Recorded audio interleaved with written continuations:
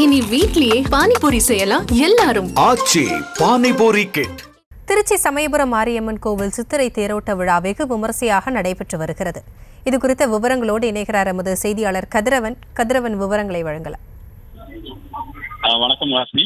சக்தி ஸ்தலங்களில் பிரசித்தி பெற்றதும் முதன்மையானதுமான சமயபுரம் மாரியம்மன் கோயிலுக்கு நாள்தோறும் ஆயிரக்கணக்கான பக்தர்கள் வருகை தந்து தங்களது நேர்த்திக்கடனை செலுத்தி சாமி தரிசனம் செய்து செல்வார்கள்.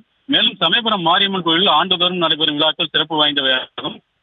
சித்திரை மாதத்தில் நடைபெறும் சித்திரை விழாவில் லட்சக்கணக்கான பக்தர்கள் கலந்து கொண்டு தரிசனம் செய்வார்கள். திருவிழாவை முன்னிட்டு மாசி மாத கடைசி ஞாயிற்றுக்கிழமை முதல் பங்குனி மாத கடைசி ஞாயிற்றுக்கிழமை வரை 28 நாட்கள் சமயபுரம் மாரியம்மன் பச்சைப்பட்டினி விரதம் இருப்பது தனி சிறப்பாகும். இத்தகைய பச்சைப்பட்டினி விரதத்துடன் பூர்ணமடைந்தவுடன் சிவபெருமானிடம் உள்ள சர்வ சக்தியும் பெற்று படைத்தல், காத்தல், அழித்தல், மறைத்தல், அருள்பாலித்தல் 5 தொழில்களையும் செய்து சித்திரை திருவிழா நாட்கள் நடத்துவதாக ஐதீகம். இந்த ஆண்டுக்கான தேர் திருவிழா கடந்த 6ஆம் தேதி கொடியேற்றத்துடன் தொடங்கியது.